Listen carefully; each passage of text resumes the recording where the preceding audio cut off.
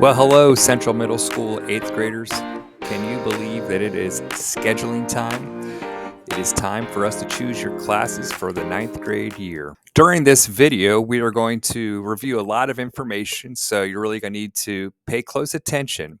We are going to look at the scheduling timeline, that is the timeline of when these events and you're making your course selections needs to occur.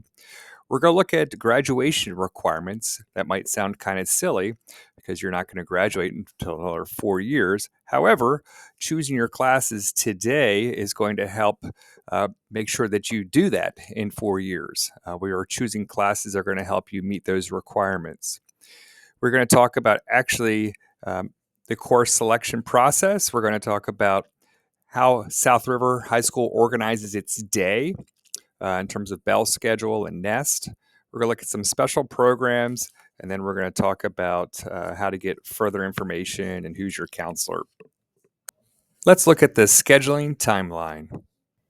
On Wednesday, January 22nd at 6 p.m., we are inviting parents and guardians to come to South River High School in the auditorium, where we are going to review more of the scheduling process, the courses that we'll be offering, as well as the electives.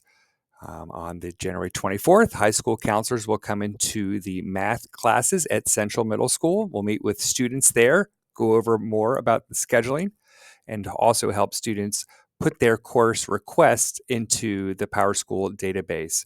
The PowerSchool database will be open from Wednesday, January 22nd, and close on February 2nd. So that should be plenty of time. Let's go ahead and take a look at what it is that you need to do to get out of high school and earn your diploma.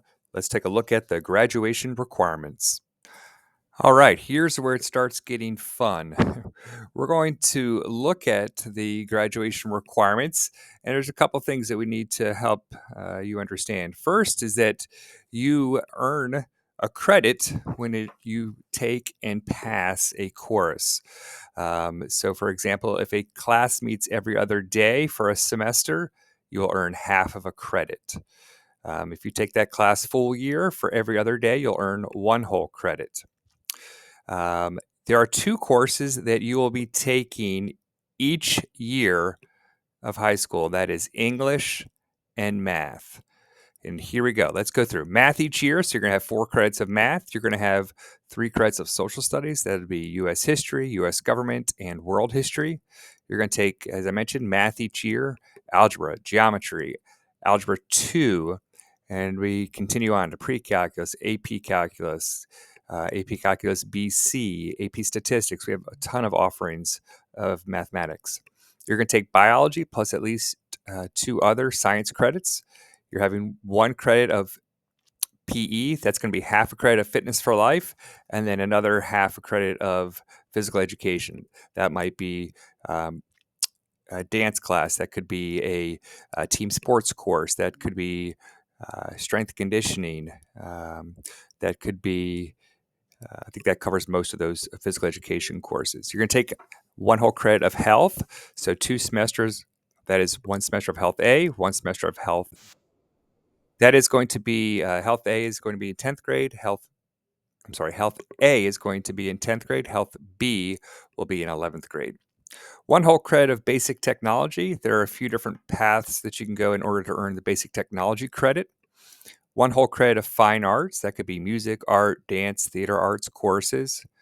1 course, so 1 semester of citizenship, and then 7.5 elective credits. So, for example, if you're taking foreign language or world language, let's say you're taking Spanish, if you take 2 that and pass it, that will be put you at the 2 credits in that electives category. Once you fill any box here listed, let's say you take 3 classes of physical education, so that equals 1.5 credit. That additional 0.5 is going to fill the elective category. There are 4 assessments that are required by the Maryland State Department of Education. These assessments occur in Algebra 1, English 10, U.S. Government, and the 10th grade science course. Mr. Moore is our test coordinator, and he works very closely with the counselors to help make sure that all of our students are taking all the tests that they need in order to meet graduation requirements. So students, as long as you work hard studying these classes, you should be able to pass these exams. All students that graduate from an Anne Arundel County public school must have a completer program. A completer program is a direction that they are heading, particularly when they are graduating from high school. The completer programs are college completers. That is for students that are intending on going directly to a four-year university. In order to be considered by most four-year universities, you have to take and pass Algebra 2 and at least 2 years of the same world language. So we will make that your requirement as well. Additionally, we have students that are pursuing a career completer. That would be any of our programs at Cat South that students complete the level 2 within. You can see a lot more information about Cat South if you go to catsouth.org. They have some fantastic offerings over there. We also have some career completer programs at our school. These are also known as CTE completers. We have an apprenticeship program. We have the Child Development Associate and Teacher Academy of Maryland. There is the Computer Information Sciences, ProStart, that's Food and Beverage Services. We have our program for those interested in engineering, Project Lead the Way, our signature program, and the Teacher Academy of Maryland. Now, students that fulfill the requirements to be a college completer and a career completer are what we call a dual completer, and that is a great accomplishment. All students are also required to complete 75 hours of service learning. The service learning actually has been taking place in middle school as well. Students have earned, by the time they complete 8th grade, 35 hours in middle school, and then they'll continue with another 40 hours in high school.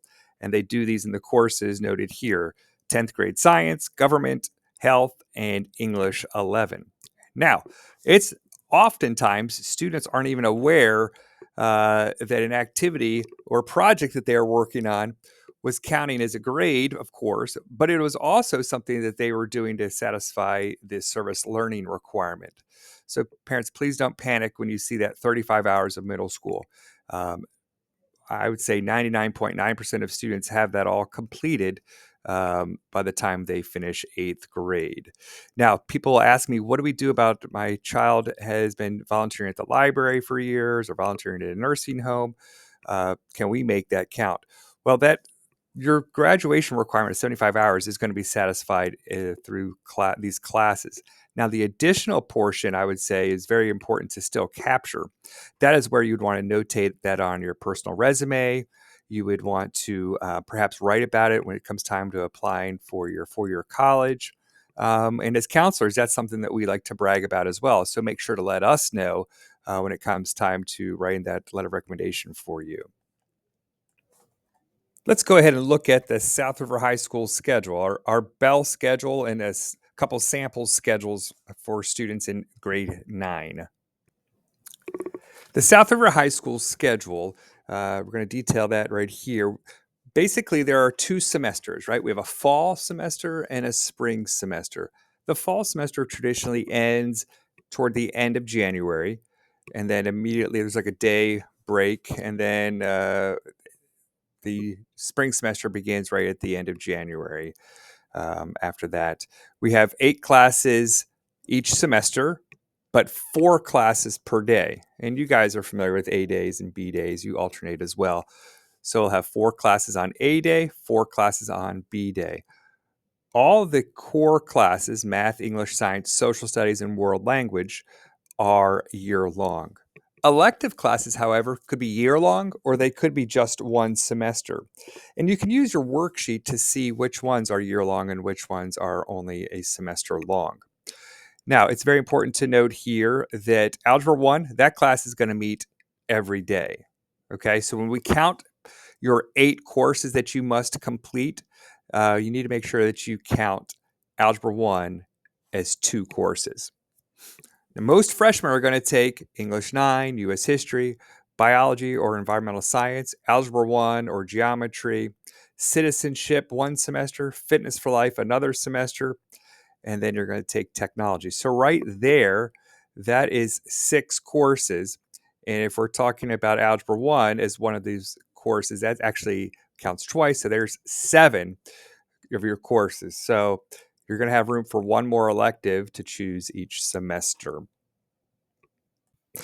So here is a layout of our school bell schedule. First period starts at 8:30 in the morning. It is 80 minutes long. Second period starts at 9:55. Then we have nest hour, which is 11:25 until 12:25. And then third period, fourth period ends at 3:18. You heard me use the term NEST. What is NEST? NEST is an acronym that stands for Nourishment, Extracurricular Activities, Socialization, and Tutoring. So NEST is a really important time for students to do a combination of all of these events, right? It's a time to eat. It's a time to get involved in activities or clubs. It's a time to check in with your friends. It's also a time to get help if you're a little behind in a class or if you need to make up a test that you missed while you're out. But we really want to encourage students to get involved, right? Research has shown that students who are involved in the life of school will do better in school. So NEST is the perfect time to do so. It's the time that you can go to a club meeting.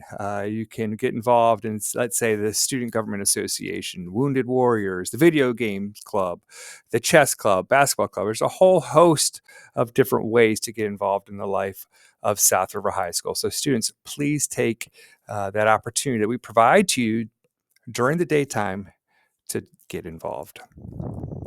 So here is a sample schedule for a student. The left column notes the fall, right column is the spring.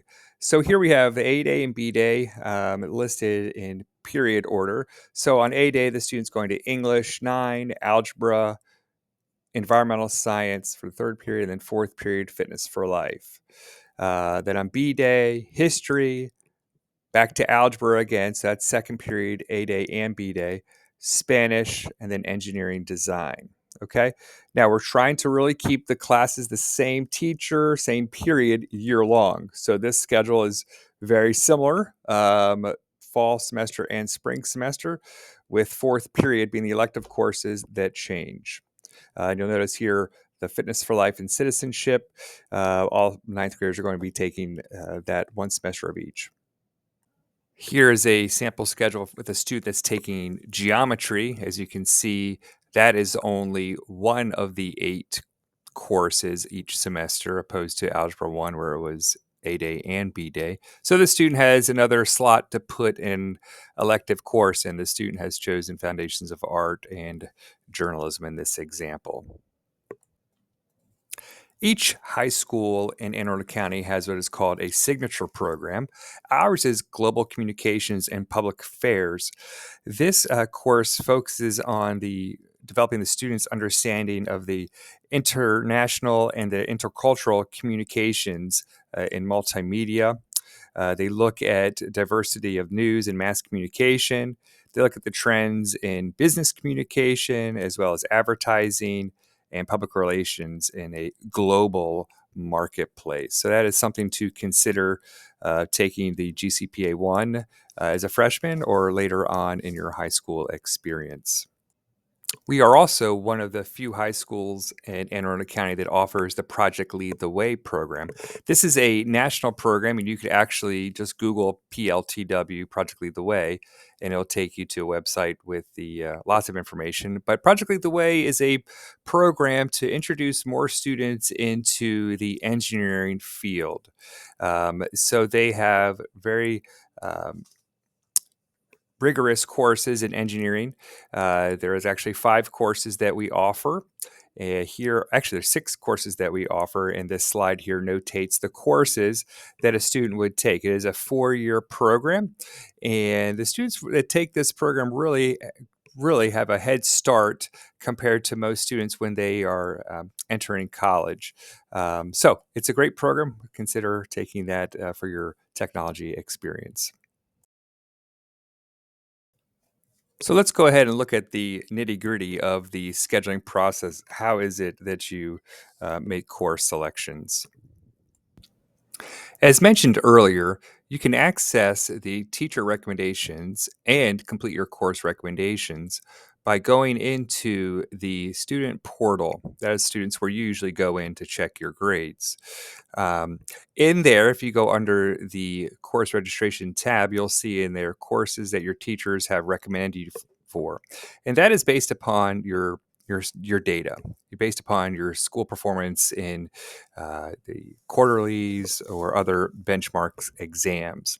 So uh, you'll also see in there where you can make elective course offerings. Now, as I mentioned, for most students, we're only talking about one or two courses that you're going to be able to request for each or fill in for each semester.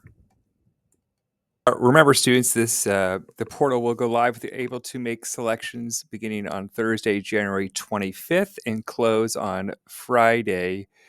That is February 2nd. So we do suggest that you work on the worksheet first to look at the course offerings. Use that as a guide for when you go into the student portal to make those course registrations. Now, remember, just because you signed up for something here doesn't mean it's a guarantee that you're going to be in that course. That is why we certainly want you to go ahead and make any alternative electives noted on that worksheet that we will look at if we need to choose something else for you. So make sure to turn that in to your math teacher, or you may be directed to your counselor to turn them in.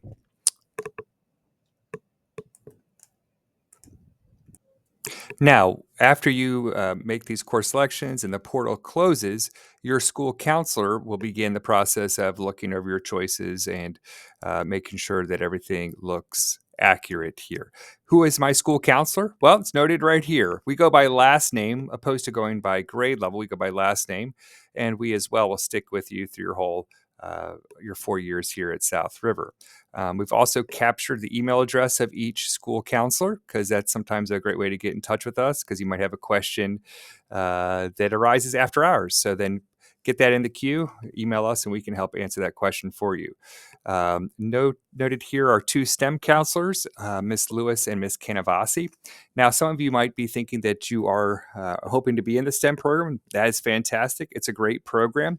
However, because we don't know who's been accepted to the program yet, we want you to still go ahead and apply for, even if you've applied, we still want you to go ahead and do this course registration for South River High School. If you'd like some more information about the South River High School course offerings, the registration process, want to look at another worksheet, all of that is on our website. You'll see on the right-hand column there, you'll see the arrows where it says scheduling info 2425. Or I've also included that QR code where it'll take you right to that web page that has a lot more of helpful information. And I know your school counselors there have also compiled good information, great information on their school website too. All right, students, well, that wraps it up for today. Counselors will be with you in your classroom tomorrow, Friday, to help you put your course request into the PowerSchool system. If you have any questions, just jot those down for now, and we'll try to help you with those tomorrow. Have a great day.